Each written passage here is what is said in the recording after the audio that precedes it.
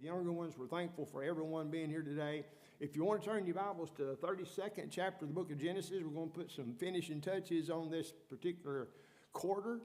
We're going to have to bypass the last lesson, and that's, of course, my fault and the calendar's fault, and that they expect us to cover the book of Job in one 35, 40-minute lesson. Impossible. Okay, so we'll pick that up some other time, maybe fill in for Joel sometime and preach a whole lesson on the book of Job and get as much as we can in that. But here we're going to be dealing with, and I simply title this, How Did We Get Here? And of course, the how did we get here is in reference to what has transpired prior to chapter 32. Now I realize we're going backwards in regards to what we said concerning the prophecies that were made, and I use that word prophecies loosely, the statements that Jacob made concerning his sons that were general in application, obviously, and were not prophetic in the sense that they had to be that way. I mean, just because somebody has identified an ancestor of yours as being a liar, does that mean you have to be a liar? No, it doesn't. Does the genetic makeup that you carry within your genes, does it make you be a liar? No, that's not the case either. So obviously the things that are said in a negative way, now all the time we're tickled to death to be able to jump on positive things said and say, oh yeah, my great-great-great-and-pappy was a wonderful person, everybody loved him and everything, and so I'm going to rest on his laurels. And here I am, sorry as mud, you know. Well, we usually do that instead of the reverse. But anyhow, we're not talking about that. We did that last week and talked about those tendencies that seem to be among the, timber, among the sons of Jacob. And so now we're going to go back and look at a historical event that maybe we haven't looked at as closely as we should, but there's a principle involved here that we certainly want to get at. And so let's go back and do a little bit of rewinding and laying a foundation for how did we get to what's going to transpire in chapter 32. Now we know, point number one, Jacob tricked his father Isaac by himself. No, not by himself. Who helped him? His mama did. She actually instigated it, didn't she? It didn't seem to appear that it came into the mind at all of Jacob to do such a thing, but because there was a favoritism that was felt not only by Rebekah but also by Isaac, and so we end up having this catastrophe and deceiving poor old Isaac so that he can get to bless him instead of Esau's. Jacob left his parents and his home in Canaan to look for a wife, but he left home mainly why? He's scared he's going to be killed and he wouldn't have no wife. Okay? He knew Esau was hot, and rightfully so, you know, the deception that had taken place. And remember, the name Jacob means what? Do I? Deceiver or supplanter. So his name fit him, didn't it?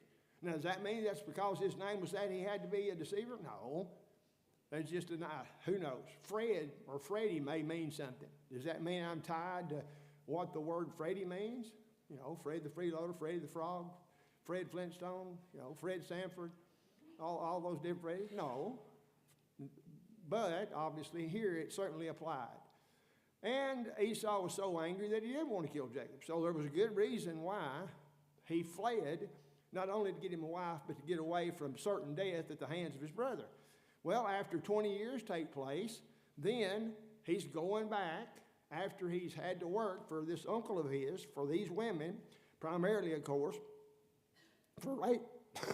Excuse me. I'm falling apart. And, of course, primarily because God told him to go back home, then he's headed back. He wanted to go back, but, again, it's been 20 years, and he's still fearful that this hatred that his brother has for him is going to continue, and he's going to end up getting killed, even though it's been 20 years period of time. And, of course, that's not anything out of the ordinary, because you know as well as I do that sometimes that takes place over not only years but decades, and maybe if a person was able to live 969 years, it'd be 967 of them, because it happens today. And so what we're going to find out in this particular text is what results from the return that he makes with his family, trying to make his way back to Canaan and all that's involved in that. So when he left, he didn't have anything. When he left, he went wifeless to a land that his mama had told him to go to find him a wife, but he didn't have anything. And he spends all those 20 years there, and here's what the text tells us he ended up returning with. He's got 12 children now. Benjamin's not been born as of yet. And he's got these 4 women by which he has all these wives. And he's got a bunch of flocks. As they get closer to Canaan, Jacob sends messengers to the land of Seir, where Esau and his descendants live. This is where the Edomites end up making a permanent abode. And so he's sending messengers ahead to prepare for what's possible to happen. He don't know. Now, one of the things that maybe fits into the same category as the attitude that Mordecai had, if he'd have been in the thinking business as it relates to the way Mordecai thought with the threat that was made by Haman in the book of Esther, remember that? And of course Mordecai said, if you don't provide deliverance for the Jews, Esther, then there will be deliverance come from somewhere, because the Jews cannot be exterminated. And that's exactly what Haman wanted to do, and that's exactly what Ahasuerus gave him the opportunity to do. And he signed the deal that said, okay, you can kill everybody that's kin to Mordecai, which of course would have resulted in the wiping out of the children of Israel, the Israelites. And so, of course, if you don't do something, but who knows, you may have been in this position, Esther, Mordecai says, for such a time as this. Same principle when God told Abraham to offer Isaac as a burnt offering, and he was going to do that very thing.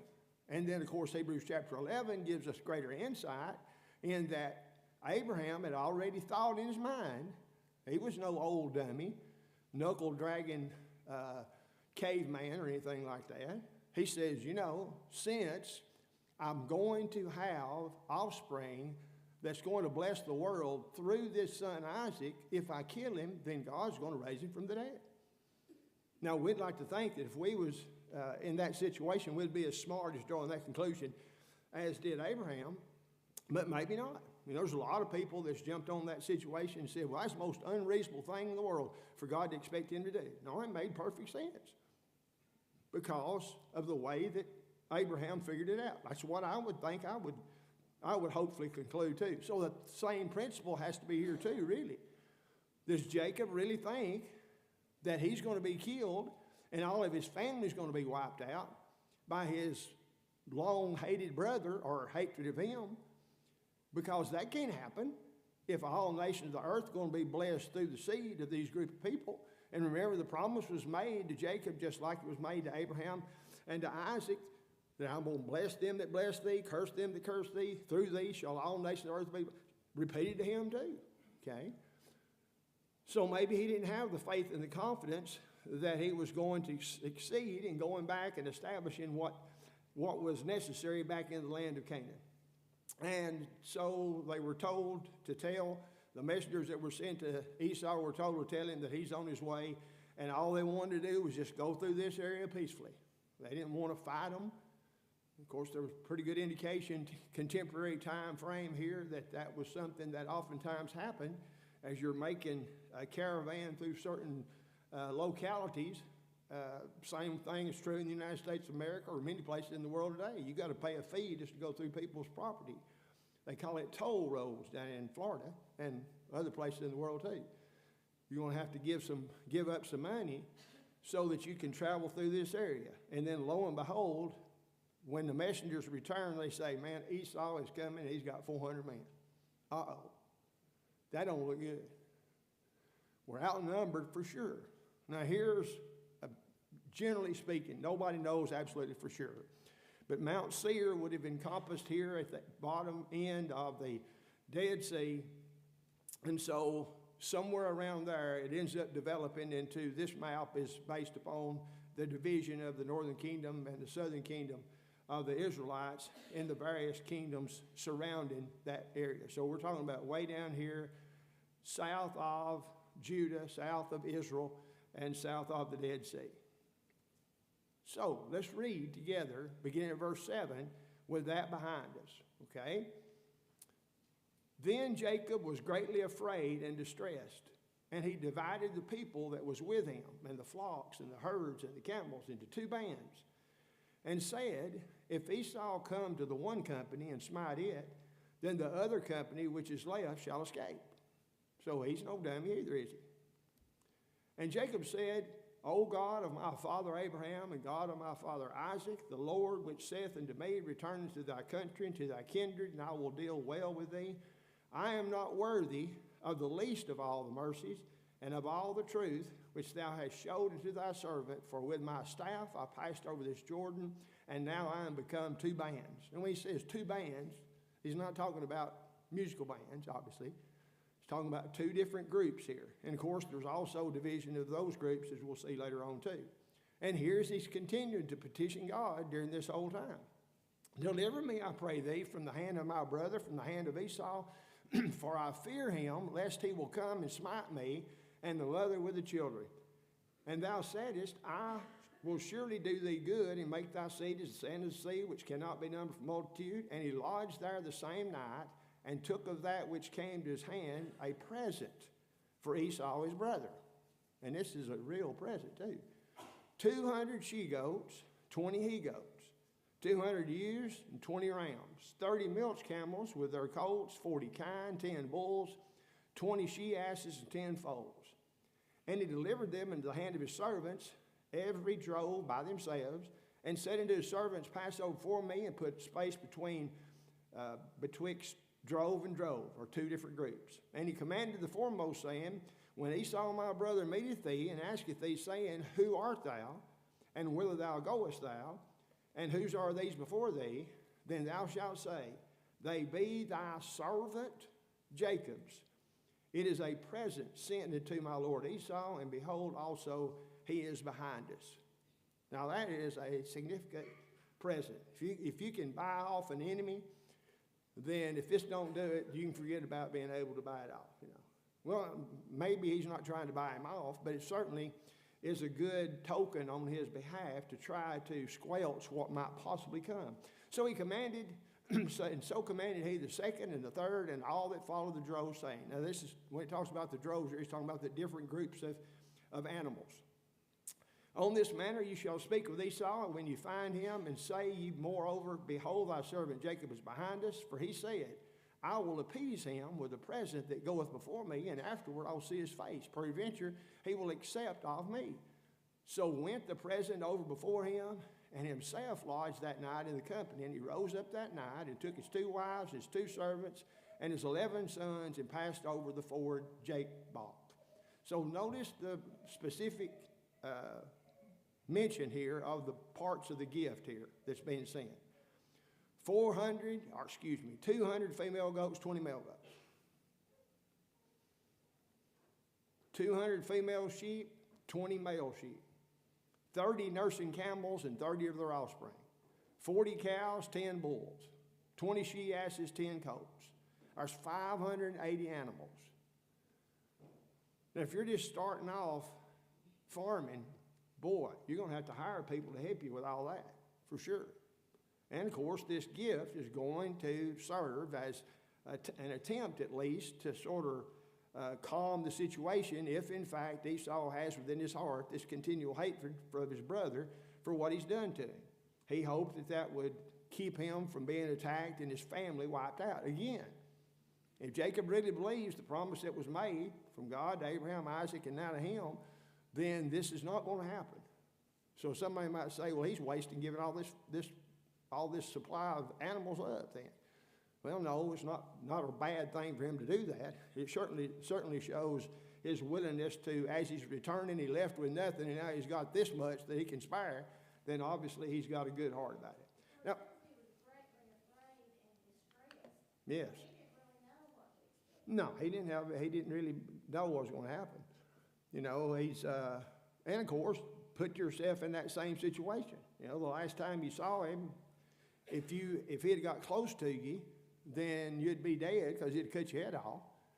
And now here you are, maybe similar to the attitude that Jezebel had towards Elijah, you know. By this time tomorrow, you're going to be as dead as the prophet you killed. Sorry, rascal. Well, now, and of course, later on in that same 19th chapter of the book of 1 Kings, then Elijah says, oh, woe is me. I'd be better off dead. Well, if he really didn't want to be dead, all he had to do is go back there and show himself to Jezebel, and she'd oblige him. So that he was feeling a pity party for himself. He thought he was the only one left, and he was no longer the only one left in anything, for sure. So, now this is going to jump ahead after the text because this picks up with another situation that happens here that we sort of touch the surface with but don't ever look at real deeply. And this is in the midst of a reference that's made during, prior to the destruction of the northern kingdom at the hands of the Assyrians, and Hosea is the prophet. And he's talking about the consequences of being disobedient to God and how that this is happening. Now, this is many years later, but notice one of the things that's brought out, and then we'll read the text in which it's actually confirmed. Ephraim feedeth on wind and falleth after the east wind. He daily increaseth lies and desolation, and they do make a covenant with the Assyrians, and oil is carried into Egypt. Now, what of course here Hosea is talking about is the word Ephraim. While that was obviously one of Joseph's sons and a tribe was named Ephraim, Ephraim felt themselves to be superior to all the other tribes in the north. And so God, from time to time, through his prophets, would say, okay, Ephraim, you're doing the wrong thing. If you want to stand for the whole northern kingdom, well, so be it, but you are the worst of the worst. You're worse than everybody else up there. And here he is letting it be known that because they're rebelling against God, then very soon after Hosea writes this prophecy, then the Assyrians are going to take them away into captivity. And then, so here's obviously a reference to when there's the divided kingdom, because in the next verse, he says, the Lord hath also a controversy with Judah. In other words, it's not just the northern kingdom is worthless. Southern kingdom's getting just as bad. And of course, we know historically, ultimately, they're going to be taken into Babylonian captivity. So he's not letting anybody slide here. And he's going to punish Jacob according to his ways, according to his doings, which will he recompense him. Now notice again, see, he makes mention to Judah, but then makes that synonymous with Jacob. Well, he's not talking about Jacob. He's talking about the descendants of Jacob, specifically in the southern kingdom of Judah. And he uses that interchangeably, just like Ephraim for the northern kingdom. And then here's where we find this situation as it relates to the Jacob we're talking about in Genesis chapter 32. He took his brother by the heel in the womb, and by his strength he had power with God. Yea, he had power over the angel and prevailed. He wept and made supplication unto him. He found him in Bethel, and there he spake with us.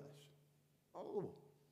So it goes through, and isn't it sort of necessary for us to think about stuff like this? You know, I mean, if somebody's never read the Bible at all, and they open this up here, they're going to be confused as all get out. I mean, here God is using the term Jacob to describe the southern kingdom of Judah during the period of the divided kingdom, and yet he hops back here in history to Genesis chapter 32 and talks about things that transpired with Jacob when it was Jacob, not a tribe, but just little old Jacob, and his deception, his birth, and also this idea of him fighting with an angel. Are you kidding me? Well, let's see. Go back now to chapter 32, and here's the event that it's making reference to in the book of Hosea. And it's, you know, it should be amazing to all of us how that everything in the Bible fits perfectly together, but that only becomes aware to us when we know what the Bible teaches. When we know, as we put together all the various events, and then we find an explanation way over here in the minor prophets concerning an event that transpired back here. Now, it's going to enlighten us as to what's going on. So let's go back there and read, picking up. Obviously, Jacob is separating himself from, this is the night before he's going to meet Esau, as he's traveling back. Jacob went on the other side, left family, all the gifts, all that other stuff, and he goes back across the creek, or the spring, or river, whatever you want to call it, and he was left alone, and he there wrestled with a man with him until the breaking of the day. He's wrestling in the middle of the night. And when he saw that he prevailed not against him, he touched the hollow of his thigh, and the hollow of Jacob's thigh was out of joint as he wrestled with him. Well, that's sort of strange. Here's a fellow shows up in the middle of the night, and I don't know if it's Greco-Roman wrestling or Harry Thornton wrestling on Channel 12, but there's wrestling. He's wrestling with a man. Now, wait a minute. The text says here he's wrestling with a man, but what did Hosea say Jacob was wrestling with? An angel. So this isn't just somebody that's the same weight as you has been chosen to compete in this wrestling business. No, he's wrestling with an angel. And I submit he's wrestling with the angel of the Lord. He's wrestling with the pre-incarnate Son of God. Isn't that amazing? And he's identified as a man, but he's also identified as an angel. So which one is it? Yes, it's both of them. An angel, the angel of the Lord in the form of a man. Now that really shouldn't surprise us because we've seen that already. And when he got out of the book of Genesis, that happening over and over. Who was it that came and was fixed a nice meal by good old Sarah before these travelers went and told Lot he better get out of Sodom? There's angels. Angels. And you could even say that of those three angels, one of them very well was the same angel of the Lord, pre-incarnate Jesus Christ, before he given a body. And somebody says, well, that is sort of hard to understand. Sure it is. And whenever you take the supernatural out of the Bible, it's impossible to understand. If God can speak the universe into existence with the power of his word, which is exactly what Genesis 1 verse 1 says, then none of this should really give us a problem at all. Can he really wash away sins through the blood of Jesus Christ when we submit and obey the gospel? Well, if we believe Genesis 1:1, absolutely. No doubt about it. And that all mankind can understand what's expected of them. Now, I'm not talking about unaccountable people, but all accountable people can. And they can make these comparisons here that we're simply trying to do in this particular lesson. So, wrestling, neither one of them's doing good, and it looks like, let's continue on. And he said, this is Jacob is saying, let me go, for the day breaketh. No, this is the angel saying that. And he said, I will not let thee go except thou bless me. Now, I misspoke there. But the angel of the Lord is giving up, it seems. Let me go. It's getting daylight. And then we start to think, said, well, obviously he don't want to be seen during the day. And so if it's getting light, he's going to be able to be seen. And so it's got to be taken out of the way before, and makes a deal with Jacob to let him go. And he said unto him, what is your name? And he said, Jacob. And he said, thy name shall be called no more Jacob, but Israel. For as a prince hast thou power with God and with men, and hast prevailed. Now, the word Israel means prince of God. Okay? And Jacob means deceiver or supplanter. Which name would you rather have? It's not too difficult, is it? Certainly, I'd rather be the prince of God. So, that's his name. And Jacob asked him and said, tell me, I pray thee, thy name. And he said, wherefore it is that thou dost ask after my name. And he blessed him there. In other words, he said, what do you want to know my name for? And Jacob called the name of the place Peniel, for I have seen God face to face, and my life is preserved. Okay? And my life is preserved. So, what happened here? What do you think this all means? It's just simply something similar to the ladder that went into heaven, and pretty good story for kids, something to draw if you're in a little kids class at church. But really, there's not anything that we can derive from it other than just that. More could be involved in this. And think about it, more than just a historical fact, but what would you think could be some of the significance of this? Got any idea? When it comes to wrestling, you remember the Apostle Paul said, we wrestle not against flesh and blood. So there's a difference between wrestling in a physical sense and wrestling in a spiritual sense, obviously. Our opponents are different. Our opponents are, of course, out to accomplish the same thing in general, defeat us, So here is a wrestling event, and I think it really is. It's not just his mind is wrestling. He's not wrestling with God with his mind.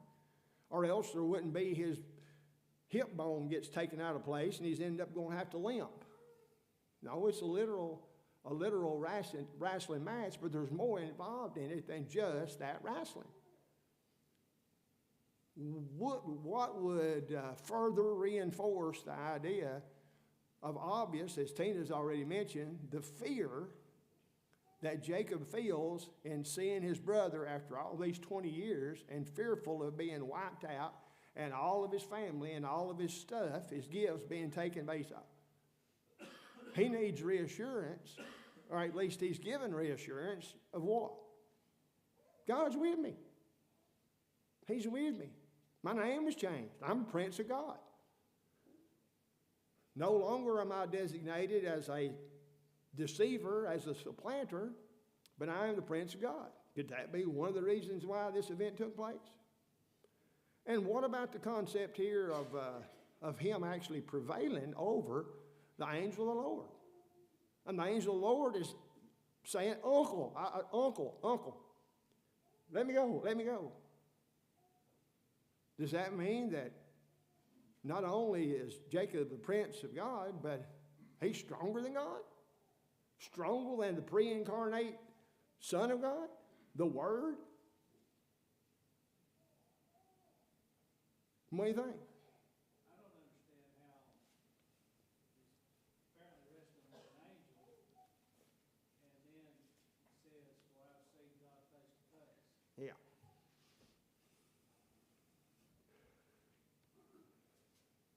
So, how do you explain that?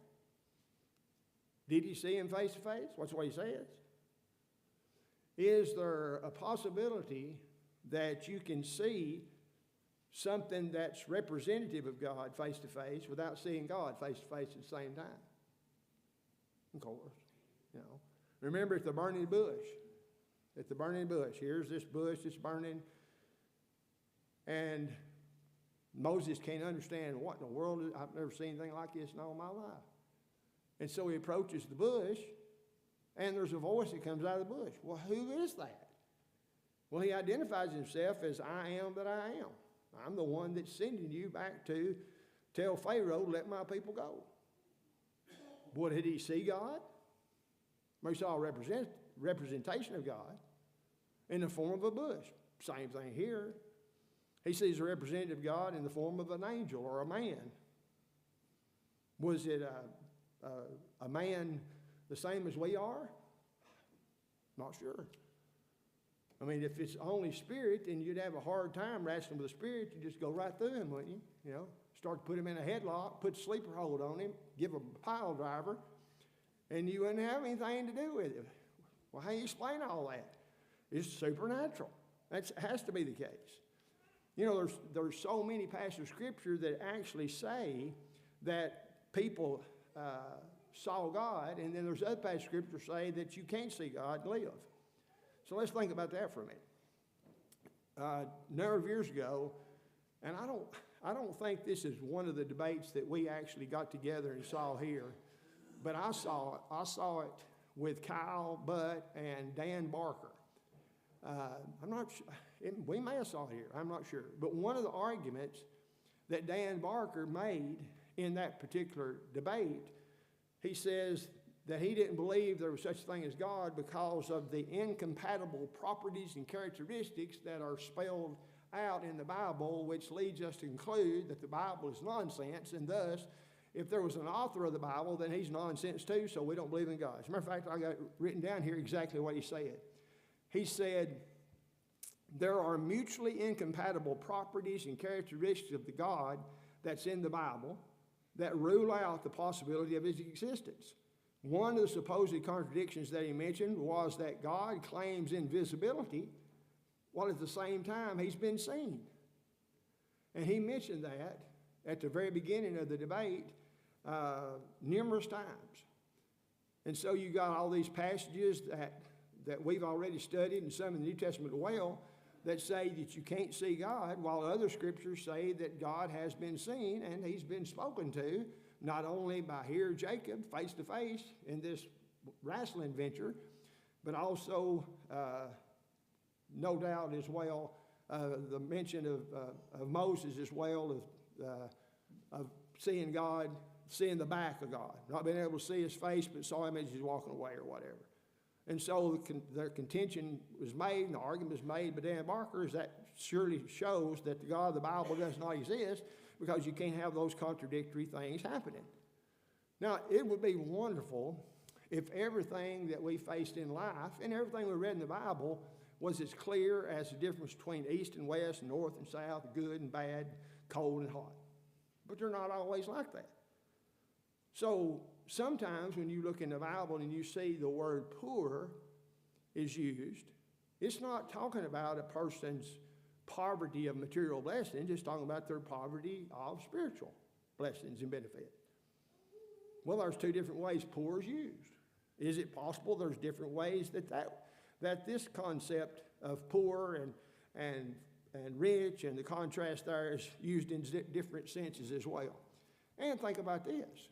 In John chapter 1, beginning at verse 1, in the beginning was the Word, and the Word was God, and the Word was with God. Same as in the beginning with God. Jesus says right here clearly, I'm God. Did anybody see him? Uh-oh. You can't see God and live, remember? The Word became flesh and dwelt among us. So even though the Word became flesh, and Jesus said, if you've seen me, remember in his discussion in John chapter 14, we said, show us the Father. And Jesus said, you may not have been with you all this time, and you don't know that if you've seen me, you've seen the Father? Now, obviously, the seeing there is in an accommodative sense because God is a spirit. But it doesn't change the fact that Scripture determines and says that he saw God, but he didn't see the essence of God. Nobody can see God in his full godness and be able to survive, because it's just too holy, it's too awesome, it's too powerful, it's too outside of our capability of seeing. That's why it's going to be necessary for us to leave this old mortal coil and be able to see God in eternity. When we're not beset by all the things that are associated with this tabernacle we presently are inhabiting. Yes, sir. You know, it was obviously taught to the Jews that you could not see God and live. Because look at all the times in the Bible where he's appeared, and right after somebody sees him, they're like, I'm going to die. Yeah. I've seen God, right? Yeah. So that's obviously a teaching that they were all supposed to. Yeah. So, let me. Yes, sir. Yeah, and the thing there even, you know, it's his face that'll get you. It's not his behind. It's not his back of his head. It's not his ears. But of course, that you can have a hard time boiling that down where that makes much sense at all too. You know. Now, obviously, there's accommodative language that's used throughout Scripture in which God is trying to convey spiritual truth in using terminology that we're familiar with. You know, one of the years and years ago, I heard this example given. of a fella who had never been out of Sequatchie County. And of course, this was way before my time, you know. Never been out of Sequatchie County. And of course, there was a period of time in which if you went to Chattanooga, you was going out of the world almost, because nobody went across the mountain. Just simply didn't have any reason to go over there. And the danger of even getting over there and all. And so say that you're from little old Dunlap, Tennessee, and never been out. You don't know anything about the outside world, and you end up somehow in New York City. Of course, you ought to go ahead and shoot yourself right there, because you're going to be dead anyhow pretty soon. But just take it for granted that you're going to be able to survive. And you get up there and you look, and them buildings just keep on and keep on going. And then lo and behold, you see these blinking lights, and you see all these people going down in a hole, and you go down in there in that hole, and they got this underground train. Now, how are you going to explain all the stuff that you see in New York City to your family when you come back to Dunlap? You're going to have to use something they can imagine, something that they're aware of, in order to explain to them what you saw. It's not, you can't Google subway, you know, that's not possible. You can't Google skyscraper. So you would use something they're familiar with and try to convey to them the thought that goes along with what you saw. Said, you know, we've got, you know these gopher trails that we see underground? They've got gopher trails that will encompass a whole train line underground, going on tracks underground. Oh, you're kidding. There ain't no way. You mean a train underground? That don't never happen. Yeah, it's up there. I mean, it's very similar to the gopher rolls that go out through our fields, just like that, except it's human beings are down there. And they've got, you see how high our silo is? They've got buildings up there that are almost the size of 50 or 60 silos high. There's no way. How does it stay up? And so you have to accommodate language to help them to understand what you were seeing. And in a very simplistic way, that's exactly what God has done in trying to explain to us the spiritual realm that we've not ever seen with our physical eyes. Heaven. Heaven. How many people think heaven is a golf course where you can't ever make a bogey? How many people think heaven is a big lake with giant trout or giant bass and you can't ever not catch a fish? How many people think that? Where'd they get that idea? Well, it didn't come from the Bible. It didn't come from the Bible, but yet people think that. Now, what the Bible does say, people had rather not go along with that because it doesn't give them enough information. It gives us enough information. We have all the information we need. And obviously, we don't take advantage of the information we do have. So what good would it be to have more information about that? So I want you to look at some passages here, okay?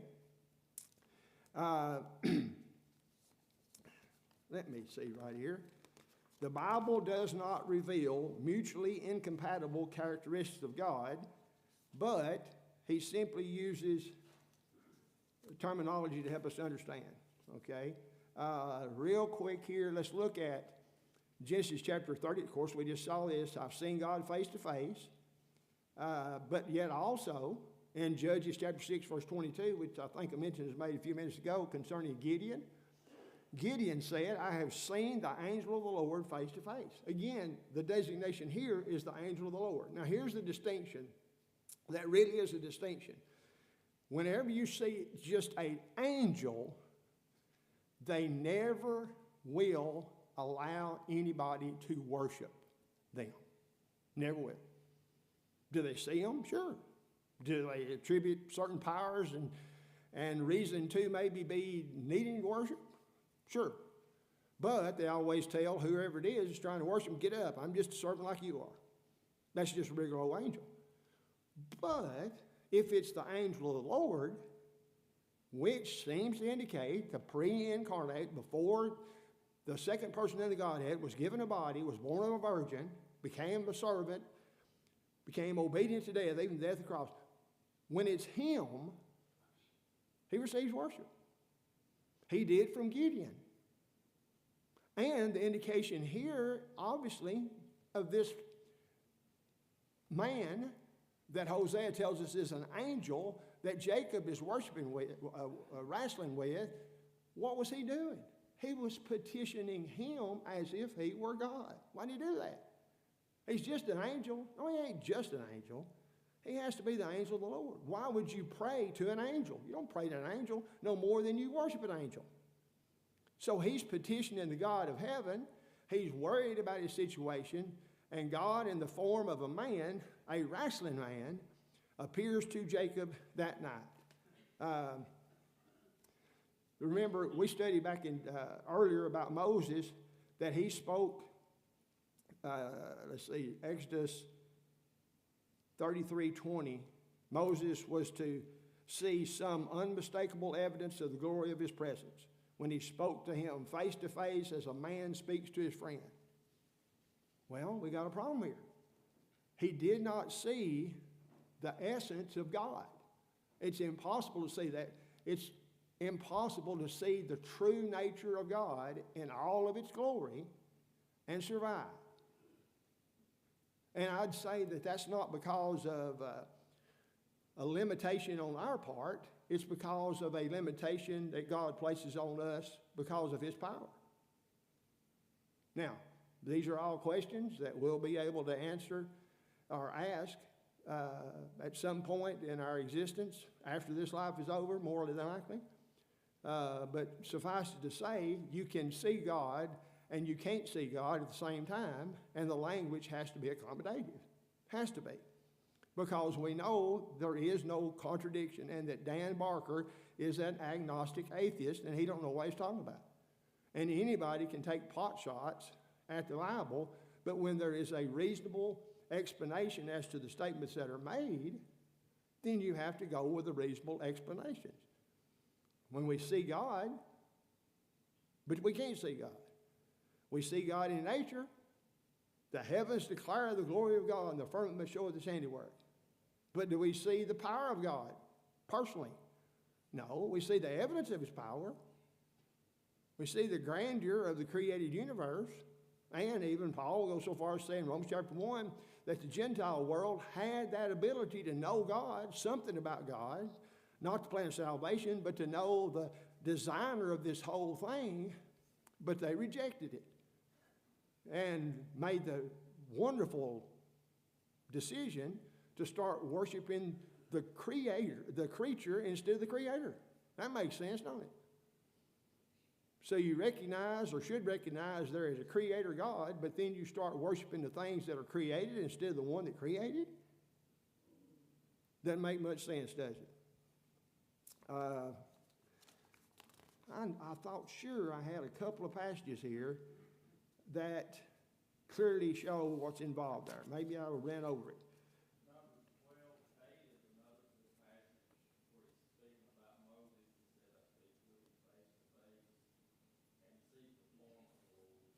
He saw the form of the Lord, you know. And of course, when you think of, when you see the form of the Lord, then what is that? You know, is that the like a shadow of a man? Yes, Diane. Do what? Huh? Absolutely. He made us in his image. But that doesn't mean that he made us physically like him, obviously, but spiritually like him.